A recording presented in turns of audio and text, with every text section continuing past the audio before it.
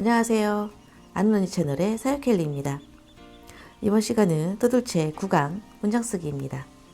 문장 쓰기에서도 약간 더 긴 문장을 써보면서 문장의 구성과 밸런스에 대한 얘기를 좀 나눠보도록 할게요. 우선은 이렇게 체벌을 좀 해봤습니다. 떠들채의 특징은 굉장히 자유롭고 그리고 회계 두께나 이런 것들이 이제 명확하게 보인다는 게 특징이었지요. 그럼 문장을 써보면서 이야기 나눠볼게요. 특히 문장을 쓰실 때에는 약간 더 크기를 키우셔서 이 페이지에 좀 가득 차게 그렇게 써보시면서 연습을 하시는 것이 좋겠습니다.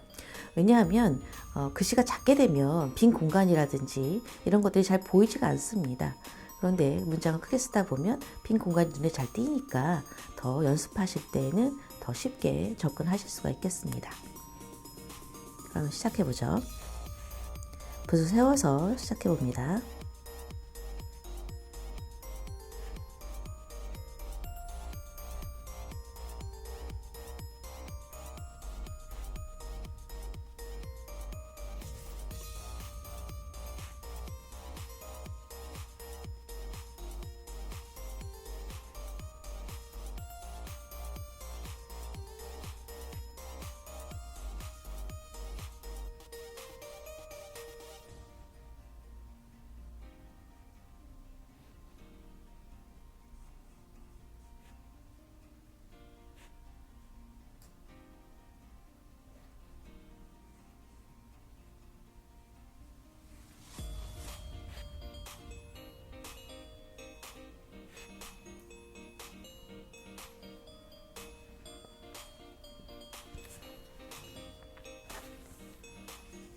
이렇게 한번 써봤습니다. 차분에 있는 내용과 약간 다르게 써봤는데요. 어느 부분에 강조를 해줄 것인가를 여러분들이 생각하시면서 문장을 구성하시면 되겠습니다. 저 같은 경우에는 여기 예쁜 꿈이라는 데서 이 꿈을 좀 크게 강조를 해줬지요. 그리고 나머지는 그냥 끼워 맞춰주면서 줄 맞춰주면서 한번 내려서 써봤습니다. 다양하게 한번 연습을 해보시는 게 좋겠고요. 특히 이렇게 두꺼운 핵과 가늘은 핵, 큰 글씨와 작은 글씨 이렇게 좀 명확하게 보이게끔 연습하시는 것이 좋겠습니다. 그 다음에는 하상우님의 시를 좀 써보면서 더 구성을 한번 이야기해 볼게요. 이쪽에 보면 슬럼프를 극복한 줄 알았는데 적응한 거였다 해서 여러분들이 생각하시기에 가장 중요단어는 어떤 걸까요? 저는 이 슬럼프, 적응 뭐 이런 것들이 좀 중요 단어로 보입니다. 그런 단어들을 좀 중점적으로 강조를 해주시고요. 나머지는 그냥 자연스럽게 써주시면 되겠습니다. 특히 필압 부분에서 여러분들 어려움이 계시다면 제가 필압에 대한 이야기를 또 이렇게 영상을 올려놓았으니까요. 그 부분을 참고해 주시면 좋겠고요.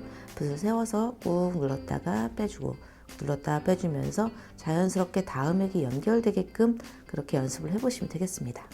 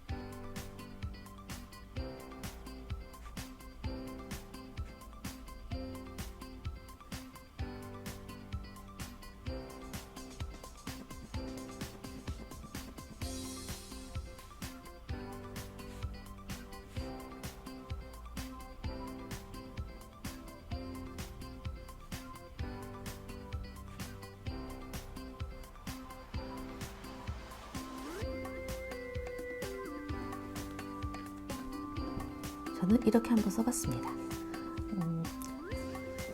슬럼프라는 말, 적응이라는 말을 좀 강조해줬고요. 나머지는 줄 맞춰서 써줬는데요. 이 부분을 보시면 슬자를 크게 썼기 때문에 나머지는 뭐 중간 정도의 크기를 썼지만요. 그러다 보면 이 공간이 비잖아요. 이 공간 안에 이 극복이라는 말을 집어 넣어줍니다. 그리고 나머지는 줄 맞춰서 내려주고요. 그리고 나서 적응이라는 말을 크게 썼더니 문제는 거였다를 이 뒤에다 쓰면 전체적인 밸런스에서 너무 이쪽으로 치우쳐 보이게 될 것 같습니다. 이 가운데로 봤을 때는요. 그래서 이 적응한 밑에 이 기역자가 길게 빼줬기 때문에 이 부분에 공간이 생겼습니다. 그 부분에 나머지 말들을 다 집어넣어서 전체적으로 봤을 때는 약간 긴 문장의 스타일로 그렇게 구성을 한번 해봤습니다. 구성 같은 경우에는요, 여러분들이 생각해 보셨을 때 자유롭게 해보시면 되겠고요.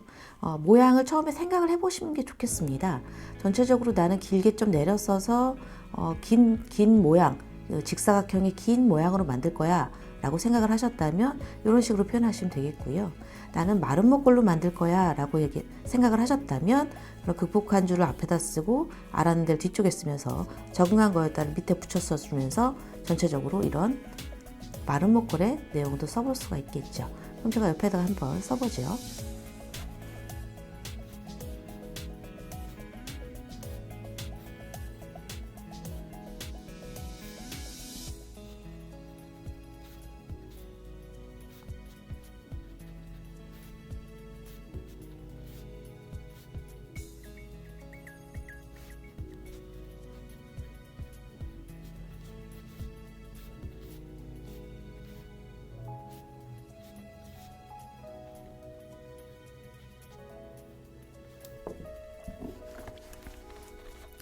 보시면 이쪽 문장과 이쪽 문장이 내용 자체는 같지만 모양이 좀 달라졌죠.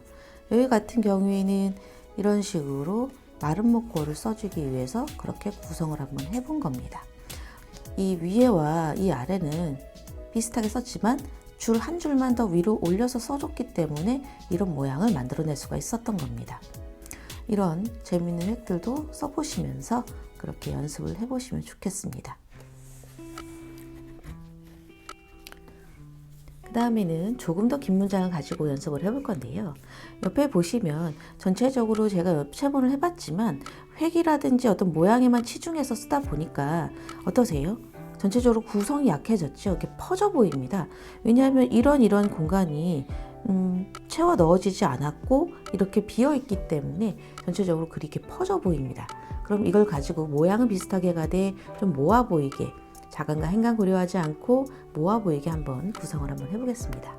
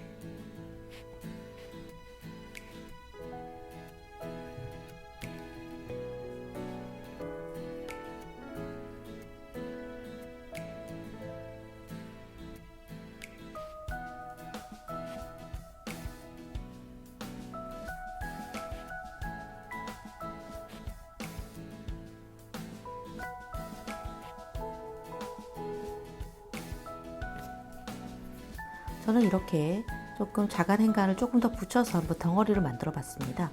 백용호님의 글인데요. 여러분들 특히 캘리 연습하실 때는 저는 이 말이 굉장히 중요하다고 생각합니다. 어떤 능력이라든지 어떤 뭐 그런 미적 감각이라든지 이런 것보다는 결국은 이런 반복을 견디는 힘이 여러분들이 더 캘리그라피를 더 재미있게, 더 즐겁게 즐길 수 있는 힘이라고 생각하거든요. 처음에 보여드린 글과 그 다음에 쓴 글이 비교가 되시나요? 이렇게 모양은 좀 그럴싸하게 써지더라도 이 구성이 약해서 퍼져 보이면 전체적으로 이게 캘리그라피처럼 보이지가 않습니다. 그런데 이것보다 모양은 별로 예쁘게 쓰진 않았지만 이렇게 자간 행간이라든지 끼워 맞추기가 잘 된 문장 같은 경우에는 한 덩어리가 이렇게 되어 보이면서 캘리그라피처럼 보이지요. 이번 시간에 여러분들이 특히 주안점 두셔야 될 부분들이 바로 이 구성입니다. 구성을 하실 때에는 전체적으로 덩어리가 되어 보이게 자간 행간 신경 쓰지 않고 붙여 써주시면서, 그리고 내가 생각할 때 중요 단어만 좀 눈에 보이게 그렇게 써주시는 게 좋겠습니다. 자간과 행간을 신경 쓰지 않고 띄어쓰기를 하지 않으면 혹시 뭐 이 가독성에 문제가 생기는 게 아닐까라고 걱정하실 수도 있습니다. 근데 이 글씨 크기가 커졌다 작아졌다를 반복하지요. 그래서 이렇게 별로 중요하지 않은 단어들은 글씨를 줄여주게 됩니다. 그럼 그 줄여주는 것 자체가 띄어쓰기처럼 보입니다. 그러니까 여러분들이 너무 그렇게 띄어쓰기 신경 쓰지 않으셔도 전체적으로 읽는 데는 전혀 문제가 없습니다. 그러니까 중요 단어와 그렇지 않은 것들에 대한 크기 조절을 통해서라도 얼마든지 띄어쓰기 효과가 있다는 거 염두에 두시면서요. 띄어쓰기 안 했다고 해서 못 알아보겠거나 그러지 않으니까 걱정하지 않으시면서 연습하시면 되겠습니다. 네. 그리고 다음 문장은요, 시를 준비해 봤는데요. 시 같은 경우에는 뭔가 좀 어감이라든지 감정이 살아나는 그런 특징을 가지고 있습니다. 글씨체라든지 이런 거 조금 내려놓으시고요.